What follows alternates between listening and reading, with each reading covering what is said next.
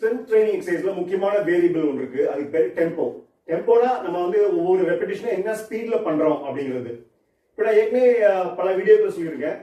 நம்ம இந்த மாதிரி வெயிட் லிஃப்டிங் பண்ணும் போதோ இல்லைன்னா நம்ம வந்து வெயிட் எதுவுமே இல்லாம மூவ்மெண்ட் பண்ணும் போதோ இந்த புவியீர்ப்பு விசை கிராவிடேஷனல் ஃபோர்ஸ் என்ன பண்ணும் அப்படின்னா, உதாரணத்துக்கு இப்போ இந்த வெயிட் அப்படி தூக்குறேன். இந்த தூக்குற இந்த மூவ்மெண்ட் வந்து ரொம்ப ஹார்ட் ஆகும் புவியீர்ப்பு விசை. அதே மாதிரி இப்போ அந்த லோடை வந்து நான் ஸ்லோவா கொண்டு வரணும். ஆனா புவியீர்ப்பு விசை என்ன பண்ணும்னா இந்த லோடை குயிக்கா கொண்டு வர ட்ரை பண்ணும்.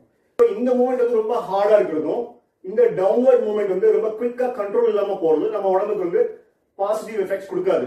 ஆனா நம்ம வந்து கான்சியஸ் கண்ட்ரோல் பண்ணா இந்த புவியீர்ப்பு விசையோட சேலஞ்சை நம்ம மீறி பண்ண முடியும். உதாரணத்துக்கு புவியீர்ப்பு விசை என்ன பண்ணுது, இந்த மேல கொண்டு போற மூவ்மெண்ட்டை ஸ்லோவாக்க ட்ரை பண்ணுது. நம்ம அதை குயிக்கா ட்ரை பண்ணலாம்.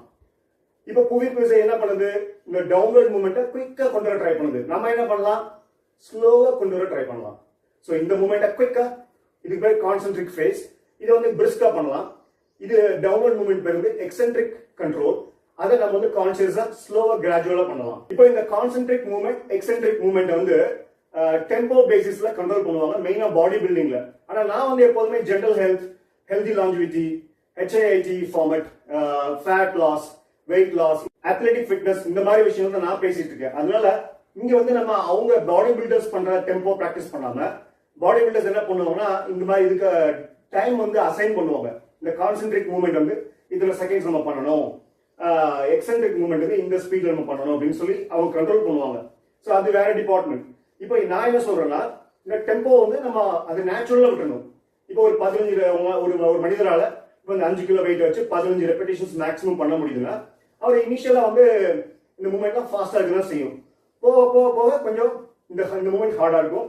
இந்த மூவ்மெண்ட்டுக்கு வந்து சேலஞ்ச் அதிகமாகும். அந்த சேலஞ்ச் இருந்துட்டு போகணும், ஒன்றும் பிரச்சனை இல்லை. அந்த சேலஞ்சுக்கு ஏற்ற மாதிரி அந்த மசில்ஸ் வந்து அந்த ஸ்பீட்ல வேலை செஞ்சா போதும். நம்மளுக்கு அதுலயே நிறைய பாசிட்டிவ் பெனிஃபிட்ஸ் வரும். இப்போ நான் சொல்ற நேச்சுரல் டெம்போ எப்படின்னா, நம்ம பிரெயின் வந்து ரொம்ப இன்டெலிஜென்ட். அதுக்காக நம்ம வந்து ரொம்ப எக்ஸ்ட்ரீம்லி ஹெவி லோட லிஃப்ட் பண்ண மாட்டோம். அதே மாதிரி இந்த லோட லிஃப்ட் பண்ணிட்டு ரிலீஸ் பண்றப்பலாம் கண்ட்ரோல் இல்லாம அப்படி இந்த மாதிரி குயிக்காக ரிலீஸ் பண்ண மாட்டோம். ஆனா ஸ்ட்ரென்த் ட்ரைனிங் எக்ஸசைஸ் பண்ணும்போது நம்மளுக்கு நம்ம பாடிக்கு ஏற்ற, நம்ம தசைகளுக்கு ஏற்ற வெயிட்ஸ் தான் நம்ம சூஸ் பண்ணி பண்ணுவோம். அப்ப இந்த ப்ராப்ளம் வராது. ஆனா நம்ம டில் ஃபெயிலியர், ஃபெட்டிக் பாயிண்ட் ரீச் ஆகிற டைம்ல பாத்தீங்கன்னா இந்த மூவ்மெண்ட் வந்து ஹார்ட் ஆயிடும். இந்த மூவ்மெண்ட் கண்ட்ரோல் இல்லாம நடக்கும். அந்த டைம்ல நம்ம கேர்ஃபுல்லா அந்த செட்டை ஸ்டாப் பண்றது நல்லது. அதை மீறி நம்ம பண்ணும்போது என்ன நடக்கும்னா, நம்ம தசைகள் வந்து டயர்டானனால நம்ம ஆல்டர்டா சில மூவ்மெண்ட்ஸ் பண்ணுவோம். பேக்வர்டா லீன் பண்றது, நெக்கை ஃப்ரண்ட்ல கொண்டு வருது, இந்த மாதிரி ஏதாவது பண்ணுவோம். இல்லைன்னா ட்ரைனர்ஸ் வந்து பக்கத்துல வந்து சப்போர்ட் பண்ணுவாங்க அந்த மூவ்மெண்ட்டை. அப்புறம் கண்ட்ரோல் இல்லாம அந்த மூவ்மெண்ட் போச்சுன்னா இந்த தசைகள்லாம் ரப்சர் ஆக வாய்ப்பு இருக்குது. இப்போ உதாரணத்துக்கு இந்த பைசெப்ஸ் கர்ல்ஸ் பண்றதுல எனக்கு வந்து 16 கிலோ, அதுதான் வந்து 1 rep மேக்ஸ். அப்படின்னா 16 கிலோ வெயிட் கொடுத்தா என்னால இந்த மூவ்மெண்ட் வந்து ஒரு தடவை என்னால பண்ண முடியும். அதுக்கு மேல என்னால பண்ண முடியாது.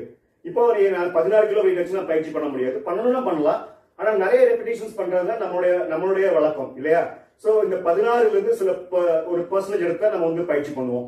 உதாரணத்துக்கு இந்த 16 கிலோ அந்த 1 rep மேக்ஸ் வெயிட்ல இருந்து 60% கிட்டத்தட்ட 10 கிலோ டம்பிள்ஸ், இந்த 10 கிலோ டம்பிள்ஸ் வச்சு நான் பயிற்சி பண்ணும்போது என்னால ஒரு அட்லீஸ்ட் ஒரு 15 ரெப்பிடேஷன்ஸ் தான் பண்ண முடியும். இப்போ அந்த 15 பண்ணும்போது எனக்கு அந்த 13, 14 வரும்போது ரொம்ப டயர்ட் ஆயிடும் இந்த மசில்ஸ். அப்போ அந்த லாஸ்ட் 14, 15 வரும்போது இப்ப பார்க்க தான் 10 கிலோ வெயிட், ஆனா என்னோட இப்ப டயர்டான தசைகளுக்கு அது 16 கிலோ வெயிட். ஸோ இயற்கையா நம்மளால ஒரு செட்ல எவ்வளவு ரெப்பிடேஷன்ஸ் பண்ண முடியுதோ அதை பண்ணணும். இதை நம்ம வந்து என்ன ஸ்பீட்ல பண்ணிட்டு இருக்கோம், இந்த கான்சென்ட்ரிக் மூவ்மெண்ட் எவ்வளவு என்ன ஸ்பீட்ல எத்தனை செகண்ட்ஸ்ல பண்றோம், இந்த எக்ஸென்ட்ரிக் வந்து எத்தனை செகண்ட்ஸ்ல பண்றோம் அப்படின்னு நம்மளுக்கு முதல்ல தெரியாது.